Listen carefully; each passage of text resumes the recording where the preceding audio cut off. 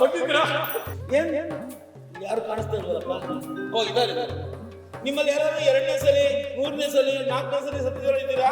ಚಿಕ್ಕಪ್ಪ ಗಂಡನ್ ಕಳ್ಕೊಂಡಿದ್ದೀನಿ ಅನ್ನೋ ಮಗು ಇದೆ ಇದ್ರೆ ಅವರು ಅದೇ ಕೆಲಸ ಮಾಡೋವಾಗ ನಿಮ್ಮ ಮಗನಿಗೆ ಏನು ತಪ್ಪಿಲ್ಲ. ಅವ್ರವ್ರ ಬದುಕು ಅವ್ರವ್ರದೇನೆ.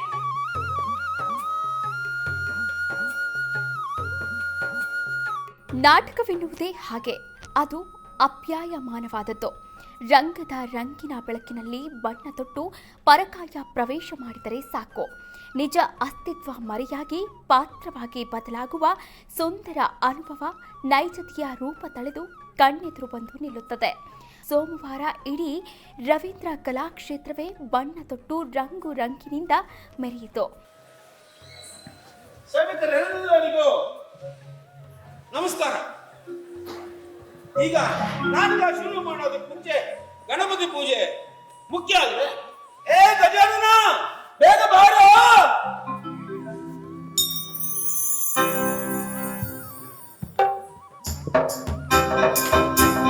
ಆಹಾ, ಇವತ್ತು ಪೂಜೆ ಅಂತೆ.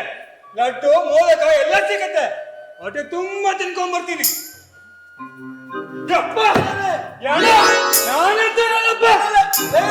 ಬೇಗ ಹೋಗಿ ಕರ್ಕೊಂಡ್ ಬಂದ್ರ. ಬೇಗ ಬೇಗ ಬೇಗ.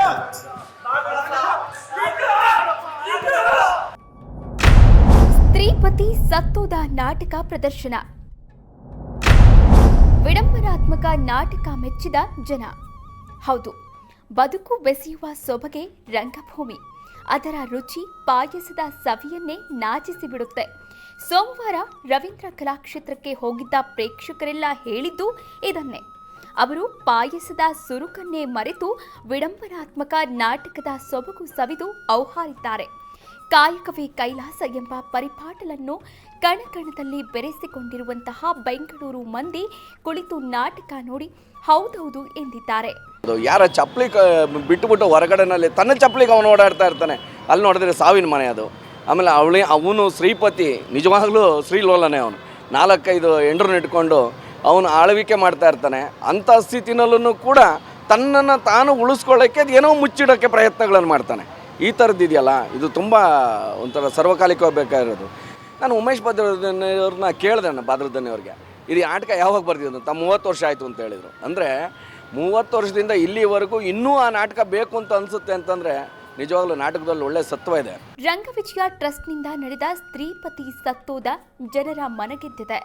ಈ ನಾಟಕವನ್ನು ಉಮೇಶ್ ಬಾದರದಿನ್ನಿ ರಚನೆ ಮಾಡಿದ್ದು, ಮಾಲೂರು ವಿಜಿ ನಿರ್ದೇಶನ ಮಾಡಿದ್ದಾರೆ.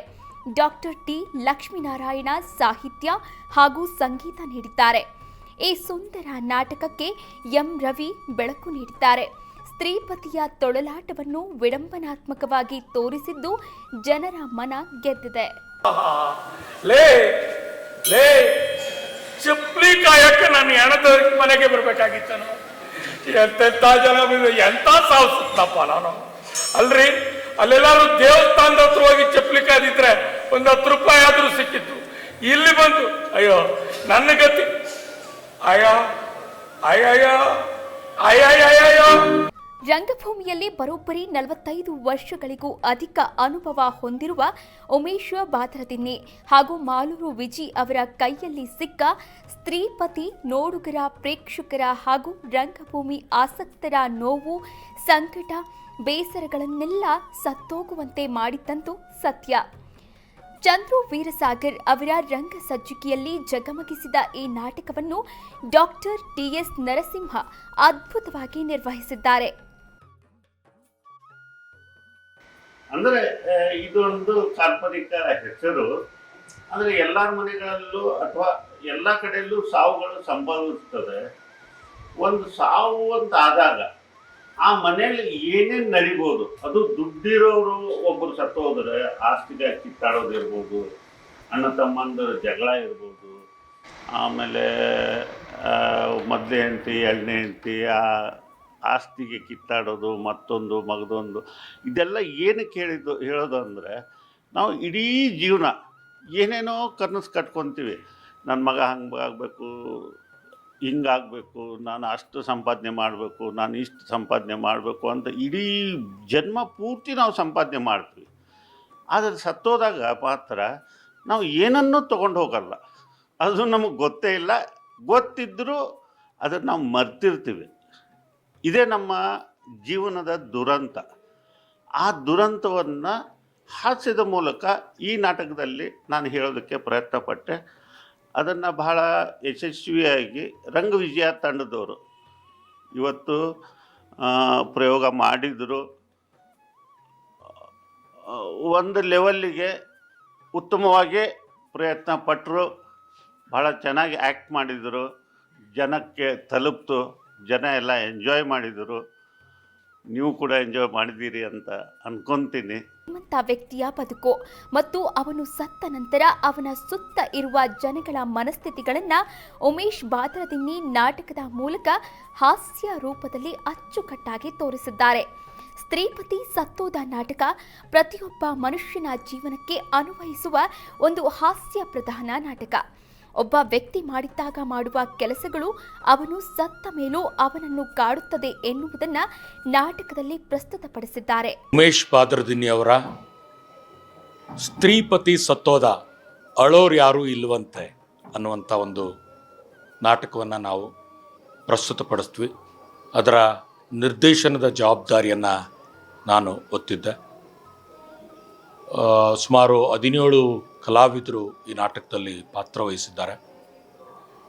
ಉಮೇಶ್ ಬಾದರದಿನ್ನಿ ಅವರು ನನ್ನ 30 ವರ್ಷದ ಸ್ನೇಹಿತರು. ಅವರೊಂದಿಗೆ ರಂಗಭೂಮಿಯಲ್ಲಿ ಸಾಕಷ್ಟು ಕೆಲಸವನ್ನು ಮಾಡಿದ್ದೇನೆ. ಜೊತೆಗೆ ಅವರ ಕಿರುತೆರೆಯ ಧಾರಾವಾಹಿಯಲ್ಲೂ ಕೂಡ ನಾನೊಬ್ಬ ನಟನಾಗಿ ಆ್ಯಕ್ಟ್ ಮಾಡಿದ್ದೇನೆ. ಅವರು ನಿರ್ದೇಶನ ಮಾಡಿದಂಥ ನಾಟಕದಲ್ಲೂ ಕೂಡ ನಾನು ನಟನಾಗಿ ಅಭಿನಯಿಸಿದ್ದೀನಿ. ಒಂದು ಖುಷಿ ವಿಷಯ ಏನು ಅಂದರೆ, ಅವರು ಬರೆದಂತಹ ನಾಟಕವನ್ನು ನನಗೆ ನಿರ್ದೇಶನ ಮಾಡಲಿಕ್ಕೆ ಕೊಟ್ಟಿದ್ದು ಒಂದು ಪ್ರೀತಿ. ಸೊ ರಂಗವಿಜಯ ತಂಡ ಅದನ್ನು ಪ್ರೊಡಕ್ಷನ್ ಆಗಿ ತಗೊಂಡು ಇವತ್ತು ರವೀಂದ್ರ ಕಲಾಕ್ಷೇತ್ರದಲ್ಲಿ ಪ್ರದರ್ಶನ ಆಗಿದೆ. ನನ್ನ ಪ್ರಯತ್ನವನ್ನು ಸಾಕಷ್ಟು ಒಳ್ಳೆಯ ರೀತಿಯಲ್ಲಿ ಮಾಡಿದ್ದೇನೆ. ಇದನ್ನು ಸಭಿಕರ ಮುಂದೆ ಇಡ್ತಾ ಇದ್ದೇನೆ. ಅವರು ಸ್ವೀಕರಿಸ್ತಾರೆ ಅಂತ ನಂಬಿಕೊಂಡಿದ್ದೇನೆ. ಸ್ತ್ರೀಪತಿ ಸತ್ತೋದ ಅಳೋರು ಯಾರೂ ಇಲ್ಲವಂತೆ. ಇದರ ಸಬ್ಜೆಕ್ಟೇ ನಿಮ್ಗೆ ಅರ್ಥ ಆಗಿಬಿಡುತ್ತೆ ಆ ನಾಟಕ ಹೆಸರು ಹೇಳಿದ ಕೂಡಲೇ.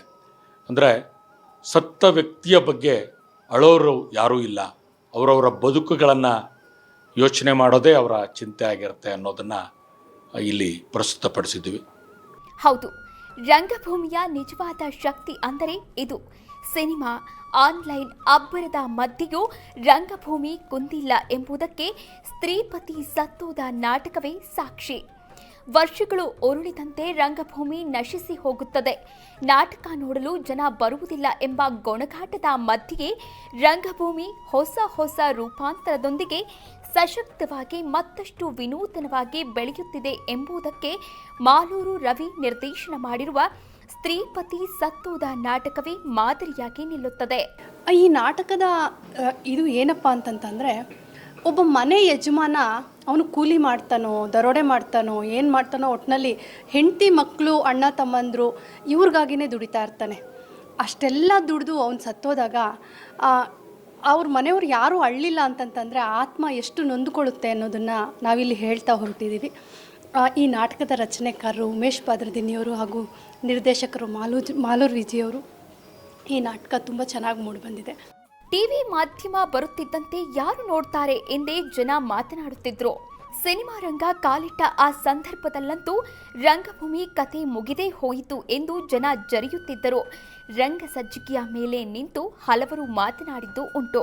ಆದರೆ ರಂಗಭೂಮಿ ಮಾತ್ರ ಎಲ್ಲವನ್ನೂ ಮೀರಿ ಆಧುನಿಕತೆಯನ್ನು ತನ್ನೊಂದಿಗೆ ಮೈಗೂಡಿಸಿಕೊಂಡು ಜನರನ್ನು ಮಾತ್ರ ರಂಜಿಸುತ್ತಾ ಸಾಗುತ್ತದೆ. ರಂಗಭೂಮಿ ನಿಂತ ನೀರಾಗಲೇ ಇಲ್ಲ, ಸಮೃದ್ಧವಾಗಿ ಹಬ್ಬುತ್ತಾ ಸಮಾಜ ಕಟ್ಟುತ್ತಲೇ ಹೋಯಿತು. ಅದಕ್ಕೆ ಸಾಕ್ಷಿಯೇ ಈ ನಾಟಕ ಎಂದು ಹೇಳಬಹುದು. ಕ್ಯಾಮೆರಾ ಪರ್ಸನ್ ಗಿರೀಶ್ ಜೊತೆ ಸಂಜಯ್ ಗೌಡ, ಕರ್ನಾಟಕ ನ್ಯೂಸ್ ಬೀಟ್, ಬೆಂಗಳೂರು.